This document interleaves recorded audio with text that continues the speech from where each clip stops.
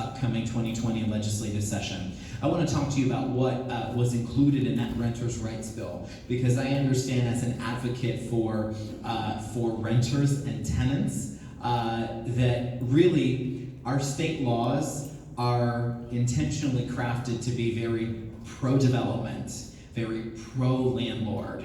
Obviously, many times they're crafted in ways that are anti-tenant and anti-renter. So we wanted to introduce comprehensive renters' rights legislation to flip the script. Here's what some of the key components of this legislation are.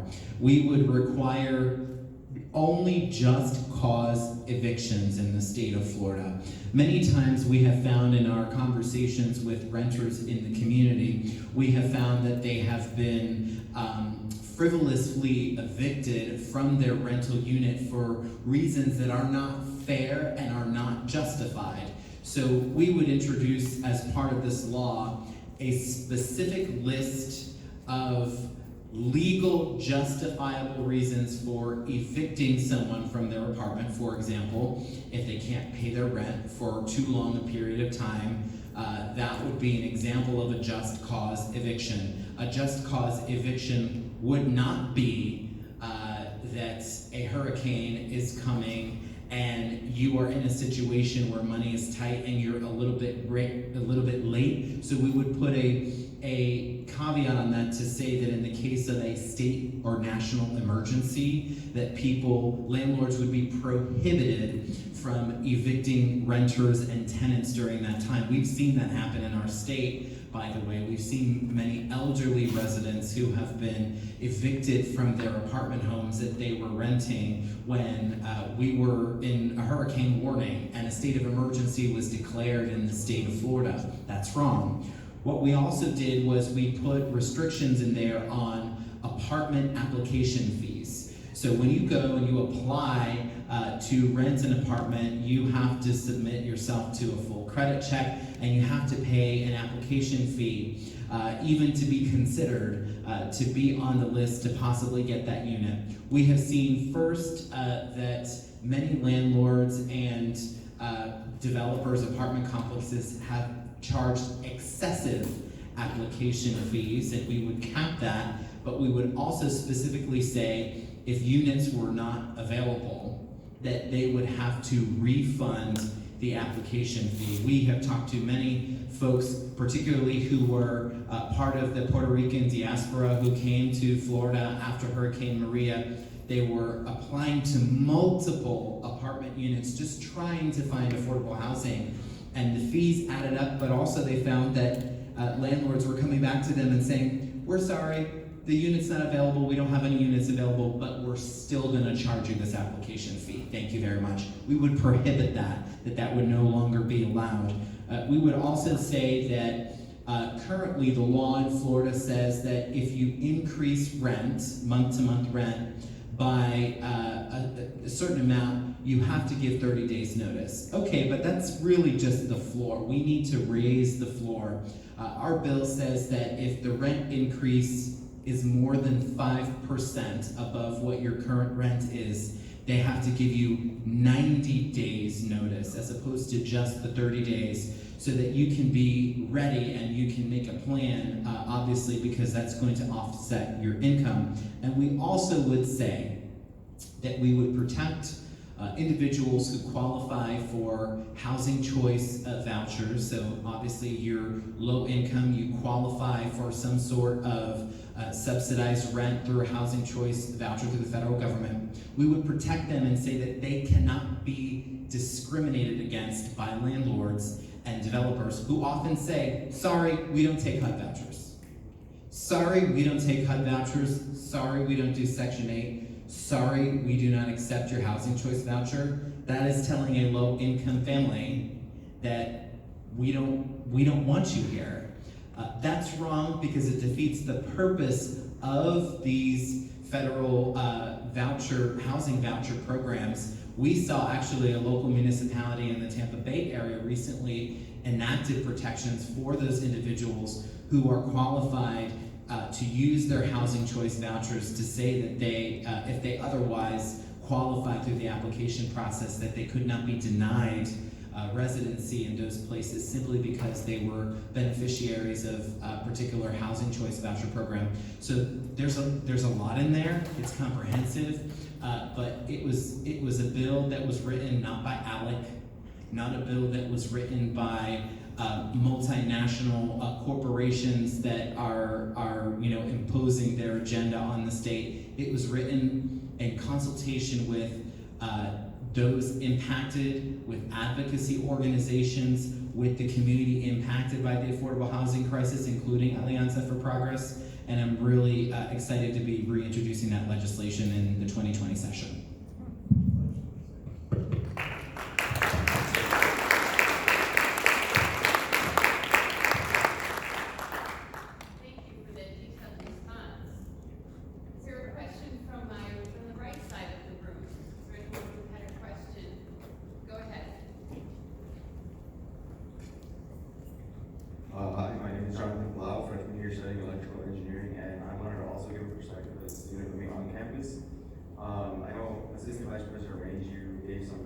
As to like the prices for off-campus, mostly just want to focus on the quads because that's kind of the housing that's here. Would you consider that affordable housing or not affordable housing? Well, it depends on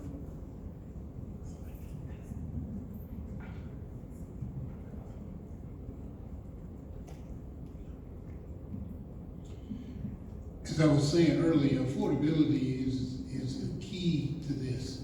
It depends on, of course, your financial aid, your income, resources that you have.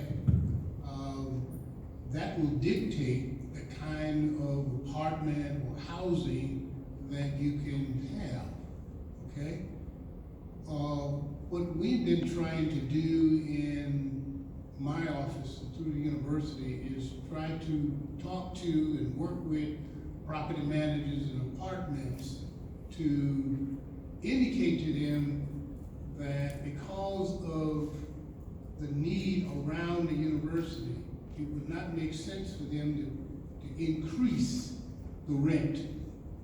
Some of these folks are listening to us, others are not. It is a challenge. What I try to do is work with management and property managers to make sure that they cut the university students some slack, so to speak. They keep the rent as low as possible. They try to stabilize it. And they come back to me and say, Range, that's not a good business decision.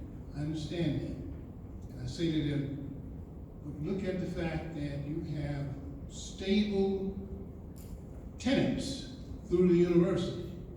And that ought to mean more than simply collecting the rental fees. We've been successful to some extent. That's a challenge, okay? That's a real challenge. But this is what we try to do on behalf of UCF students. Sometimes we're successful, sometimes we're not. Right, so my point is, for what usually the fourth floors offer, you get your own room, your own shower, your own closet, your own bathroom, your own sink, and then you get a shared space, which also comes with a full kitchen. My stepbrother lives in the village at Science Drive. He pays roughly what you said, $730 a month. And then what you get here per semester, I live in Nike, it's $2,800 a month. So it's basically breaks down to the same per semester. But I'm sharing a room, I'm offered my own bathroom, my own shower, I share with 3 other people. There's a kitchen for the community, not even my own kitchen, like per floor or per building. So it's more appealing to students that live off campus than it is for students to live on campus. And when you break it down, it's more worth if you live off campus minus the transportation. Even if you take shuttles to do groceries and to go on campus, it's cheaper than staying on campus and getting a meal plan, which is an extra $2,000 a semester. So if it wasn't for like the immense financial aid or scholarships that people are getting, it's not really affordable to live on campus either. So is there any way to like lower the cost of living on campus also? Because it totaled out to like, I don't know, it's $5,000 a semester with a meal plan. Obviously it's less if you cook, and it's more affordable to live off campus because you get your own kitchen and you can buy your own food and cook easier than you would be able to here, and that ends up being way cheaper than housing and meal plan. That's an interesting question. My office deals with off-campus housing, not on-campus housing. Now, I have some colleagues who also work in that area, and I think they're trying to do everything they can to keep rent as low as possible. The advantage of staying on campus, as you've heard earlier, really outweighs the cost, because when you start talking about safety and security, convenience, engagement, location, you can't find a better landlord than Housing and Residential Life. The rewards, the benefits far outweigh whatever else. And we tell students and parents all the time, on-campus housing is the best choice, okay? Do whatever you can to afford it. Financial aid, if you have to work, whatever the case is, it's really an investment in your own retention. Housing and Residence Life is not paying you to make this kind of commercial, but it's the truth from my own experience. Having lived on campus, and now having worked several years off campus, it's a sacrifice, we understand.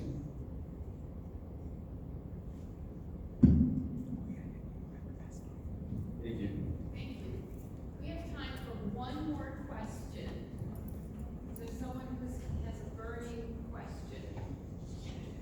Yes, Mrs. Seymour. Please wait for the mic.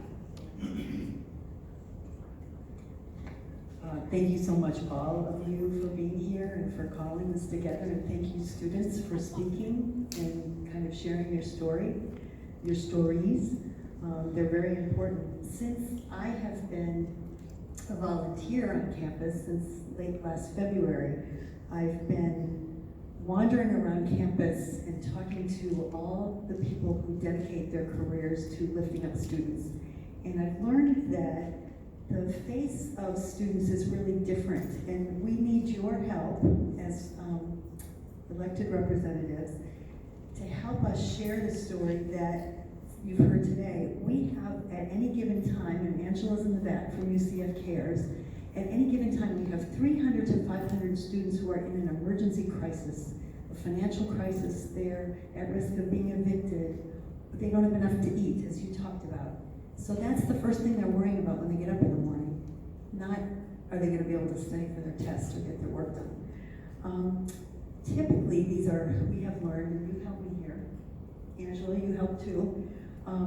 They seem to be typically 18 to 21-year-old students, so they are traditional age students, but they are without a parent, as you talked about, Representative.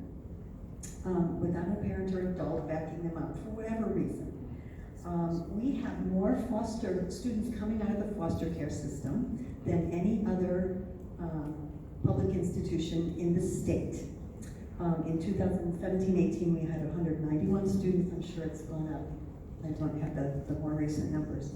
And Dr. Amy Dooley, who is a UCF sociologist and researcher, studied the number of students who are experiencing food and housing insecurity on our campus, and she estimates that 5 to up to 10% of students are experiencing these issues. So maybe they're not homeless right now, but they're precariously housed. They don't have a lease.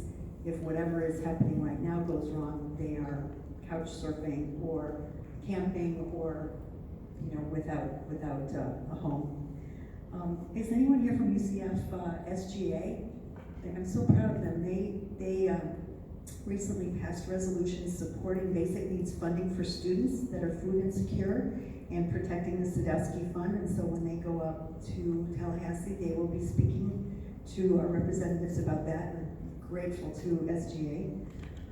One other thing I wanted to mention, and I'd love to have any students who are interested in telling me what you think about this. We're looking at a concept that is called Southern Scholarship Foundation. There are 15 of these homes in Tallahassee, 9 in Gainesville and 1 in Fort Myers, that offer rent-free housing to students if they are willing to live in a cooperative style program. They pay $1,000 a semester for food and utilities, in exchange, they do share a room, they do share bathrooms. It's like Jack and Jill bathrooms with actually 3 other people. They do help with the cleaning in the home and other care of the home, and in making food for dinners. They have communal dinners during the week, not on the weekend. And this has been a successful way for students to have a very reduced way of living if they're willing to live that way, live cooperatively. And I'd love to hear from students about what you think the pros and cons are of this as we look into it. So thank you again for coming, and I hope you can help us spread the word that this is unfortunately a pretty common situation, that students are living precariously and without enough of their basic needs. So thank you so much for your work and for being here. Thank you. Thank you so much.